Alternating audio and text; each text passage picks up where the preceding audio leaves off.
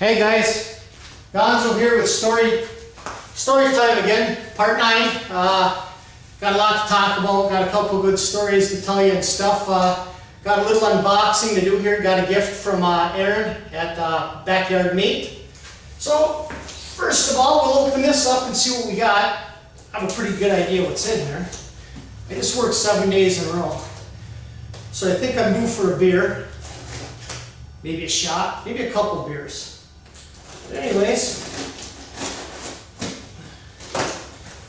we're going to check this out.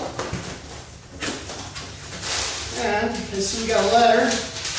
Letter says, "Hey Gonzo, here's a little taste of Oregon. Just a small sample of some local brews. I sent this cider for your wife. Mine loves it. Thanks again for all your support. Take care, Aaron. Backyard Meat." Peace. Thank you, Aaron. Appreciate it. I'm going to reach in here, see what we got. Aha! We're going to try some 541 American Lager. I'm sure it's going to taste good. It's nice and cold. I've had it in the fridge all week long.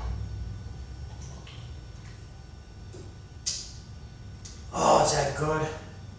Man, that almost tastes like my Widowmaker. It tastes nice and dark. It's really got a oomph to it. Then, we're going to have a little shot of Tequila Rose here to get things started off. Cheers to the boys out there on the Rock, Newfoundland, 13 Prevail, William Larkham Jr., Rodney. This is Rodney's shot glass. This is some pretty weak ass shit, but it'll do. Tastes pretty good. Alright, we'll start off with some shouties like we normally do and get the ball rolling. Shoutouts: Ethan Vitale, Trapper Cadret, Sonoran Desert Prepper. Guys, go check his channel, Sonoran Desert Prepper. These will all go in the description again. Excellent, he's got some cool ass shit out there in Arizona. Then we got our old buddy John at Wanello 1946. Nate Dembowski, Hunter Dan Black Dog, D&J Animal Control, Keebler Valley Outdoors, and then we got the Real Big Dog 91. Those are the shouties for this week. There's going to be some other names I'm going to say while we're talking about this, so be sure to check them out, two more channels. So here we go. Kronkus36. He wants to know, have I ever caught a sturgeon? As of right now, no, I've never caught a sturgeon. I've never been sturgeon fishing. I've never hooked into one on accident. But I'm going to be going up the Marinette over by Peshtigo on the other side of Anago. I just gave a shout out to Nate Dembowski. He's going to take me this fall sturgeon fishing. So should be a good time. Hopefully we'll get some video and show you. Rodney Newberry. Was I or am I a fan of Three's Company? Well, where I grew up in Marinesco, until I was in 8th grade, we had one channel that was NBC. I was a fan of Different Strokes and The Facts of Life. Those were pretty much all I got to watch. And at 12 o'clock all summer long, from probably when I was in 2nd grade to I graduated, everybody would come over to my house on the block. There'd be 10, 15 kids in my house where we'd watch Days of Our Lives, soap opera. And it still is to this day. It was a great show back then, probably still is. I just haven't watched it in the last 10 years. Brandon Bauer. Am I a Michigan or Michigan State fan? Michigan, man. Wolverine for life. And we got the Great Outdoors 91. What do I use to dispatch my animals? I've always used the 22 long rifle. But this spring, I don't even know how to use it yet. Well, they just got this. I'm going to choke them out this year. It's a catch pull, animal catch and release, so I'm going to work on using that. Last year something like that went to work for me because all my drags here, I mean I got probably 4 to 6 feet of chain. Wouldn't have been a good thing. Now that I got Berkshire disposable stakes, my animals ain't going, they're going to be right here. They're just going to have a little drag circle. All I got to do is get them in there and choke them out, and if I got a small animal and I don't want it, I can release them. Last fall I ended up killing a few coons that I probably didn't want to kill because they were small, but gave them to a friend anyways. Alright, here's a tough question now. Fishing the Great Lakes. What's the hardest choice I have ever had to make? Well, I've had to make a couple of them. I'm just going to give you one small one, for example, then I'll give you probably the hardest one that I've ever had to make. But it was a great choice. One, I grew up in a family, my mom and dad divorced when I was 12. They didn't have a lot of money, but between the two of them, they made too much money that I got no financial aid, and I was dumber than a box of rocks. So when I was going to go to college, I didn't have any scholarships or anything. So I enlisted in the Army my junior summer going into my senior year, and the military paid for my college. So I did 6 years in there, and I got out. I kind of wish I would have stayed in a little bit longer. But that was one choice that I had to make. My mom, my dad, they both gave me a little bit of money. The rest the GI Bill paid for. So that was a tough choice. But the toughest choice I'd ever made is I was divorced one time before. I was married for 19 months. Before I even got married, I knew I was going to end up in divorce. I've got two beautiful little Native American boys. Well, they're not little anymore. They're 14 and 16. And when they were 6 months old and 2.5 years old, I knew I had to get the hell out, because the ex-wife, all she wanted to do was drink, cheat, and gamble. And I'm like, I don't need my boys growing up seeing this. So you know what I did?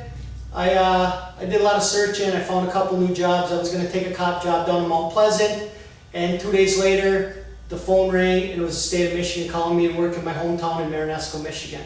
So what I did is I took the job in my hometown. I ended up tricked her into a divorce because I've asked her before she wouldn't, and I had I started all over. I started with nothing. I had a 6-month-old and a 2.5-year-old, full custody of them. Grew up, they're great kids now. I've got a beautiful wife. I've got 110% support behind her, and I tell you what, she treats the kids just like they're her own and stuff. And it was a tough decision for me, because at that time I didn't have anywhere to go or anything to do. I just knew I needed out. And when I did, it was just it felt like the world was coming to an end. You got a single guy, 28 years old, trying to raise 2 kids on his own and stuff. And there was nights that, sleepless nights. You know, I worked afternoon shift. I had a cousin that babysat my kids for me.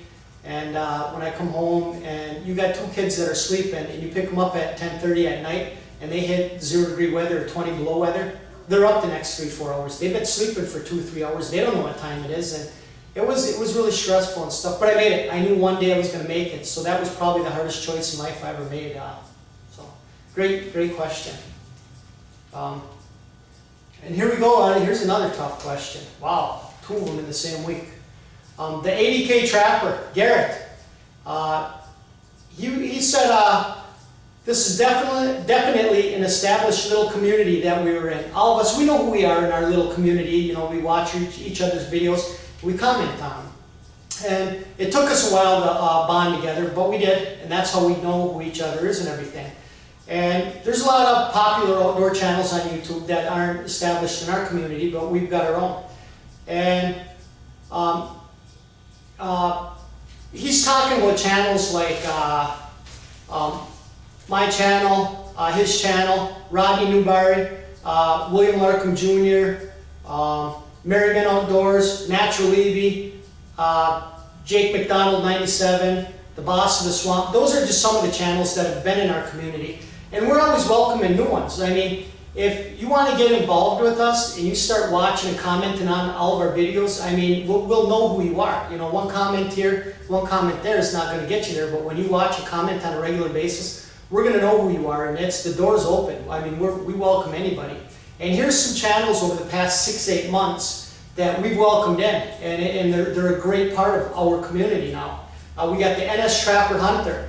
We got Airnet Backyard Meat. We got Wild Wilderness, Timberline North, Hair with the Hike. There's other ones out there. These are just some of them. I'm sorry if I didn't say your name. Please forgive me. But I do my best to give everybody a shout out. I want to recognize everybody. I want to thank all my subscribers. I want to thank everybody that puts a comment on there. Even if you just stop by and watch one video and put a comment on there, I answer you. I mean, it means a lot to me. And to finish Garrett's question out, Garrett wants to know what it's like seeing myself move to one of the biggest channels in this community here that we're in. That's a great, it feels like an honor. I mean, I really, I enjoyed reading that, and all week long I thought about how am I going to answer that. But I don't want to feel like I'm on top. I mean, because we got so many other good channels out there. I look at it like this, we're all even, we're all in this together.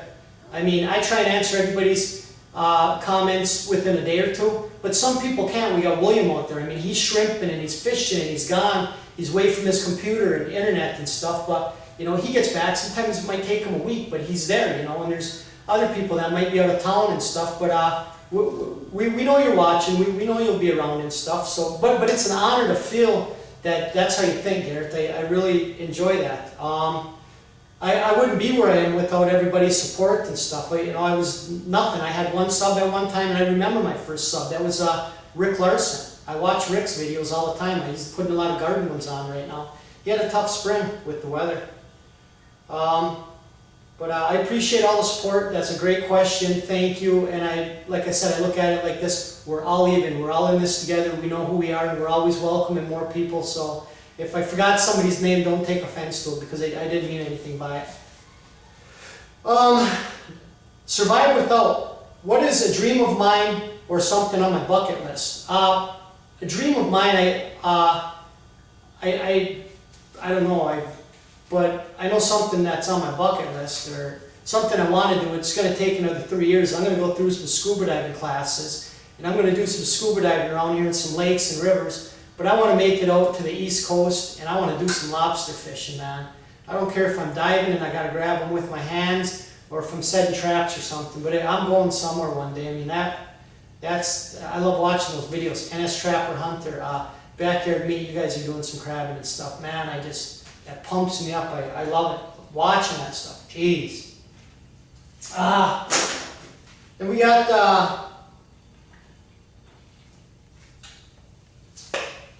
beer break. Wild Wilderness. What's my favorite coyote set?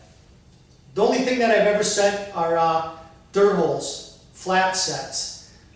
This year, I've watched a few videos recently, and I seen a scent pole that I really, really like. So I'm gonna mix it up a little bit this year and try a scent pole. And my dirt holes, I don't know, that's one of my favorite sets. And then I'm also gonna try a step down set and see how that works and stuff. So there's a lot of great sets out there, but I've always used the dirt hole, and it's worked great for me.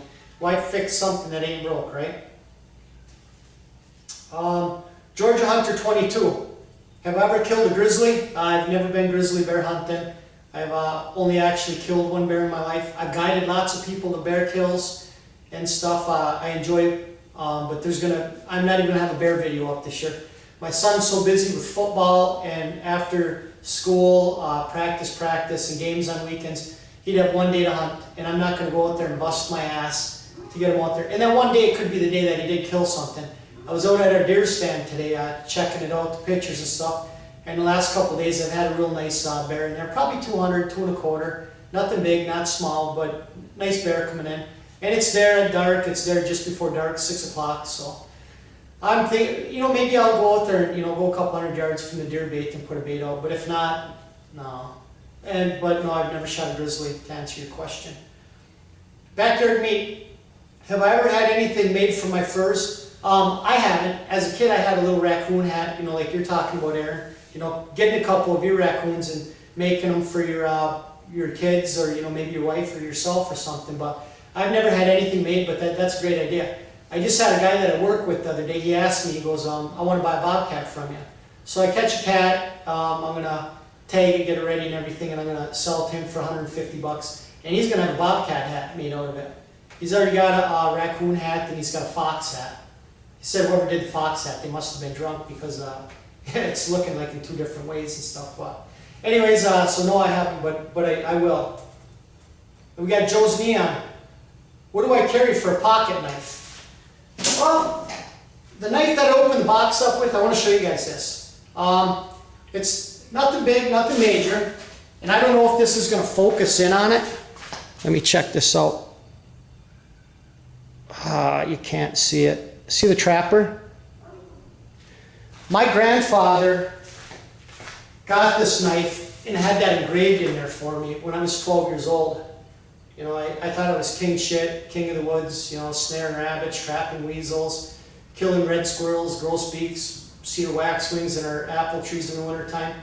And this really means a lot to me. I've had this knife for 29 years now. I thought I lost it on a couple occasions, and then all of a sudden it pops up in a box or something because I've moved a couple times. But yeah, I keep close dibs on this knife now. So beautiful knife. I don't know if you can see the woodwork on it, the stuff. I mean, it's just, it's nothing like you guys make, like Chuck makes some, and Diggs, you guys make some knives that are over this world, man. You guys are the only 2 knife channels I watch, and I love watching. Chuck's getting ready to start grinding, making some blades. He's got the shop all cleaned up. I can't wait, Chuck. You're gonna make some good shit, brother. I know you are. And we got a question from Chuck. Super C. Richards. What's the biggest walleye I have ever caught?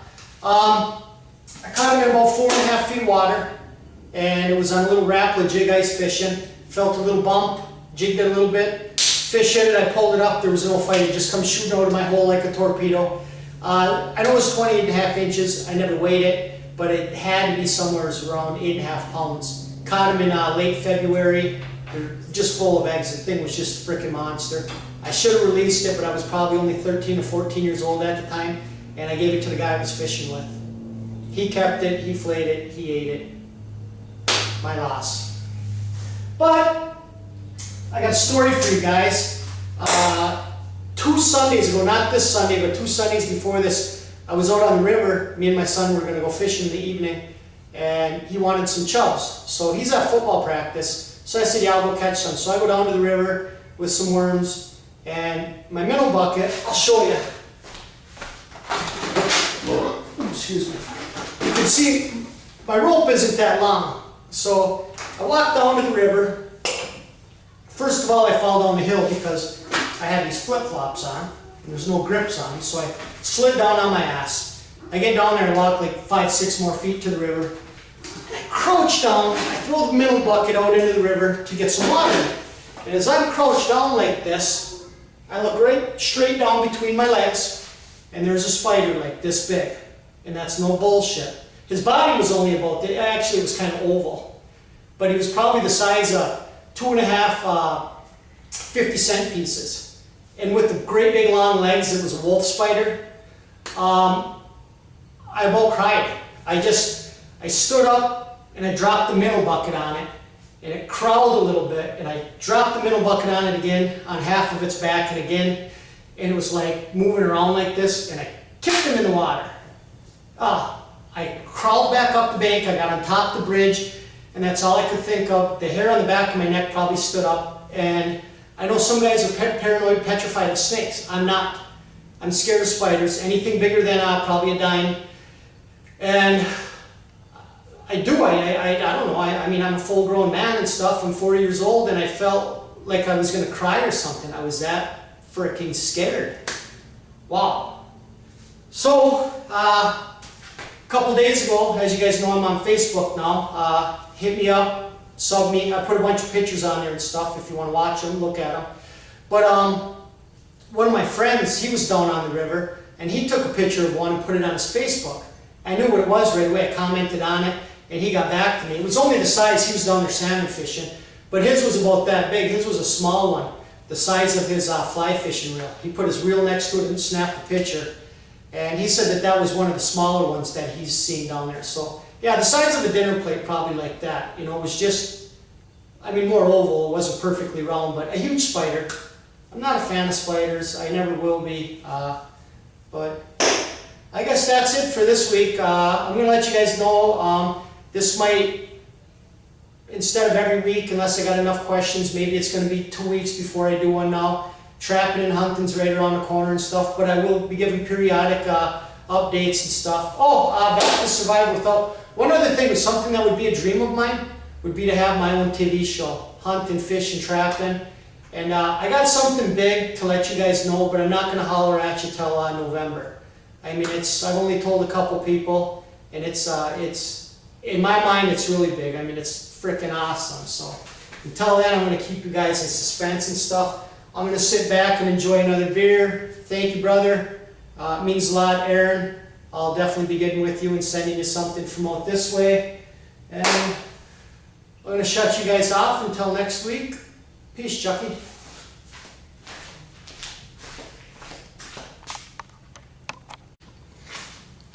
Guys, I got one more shout out to give.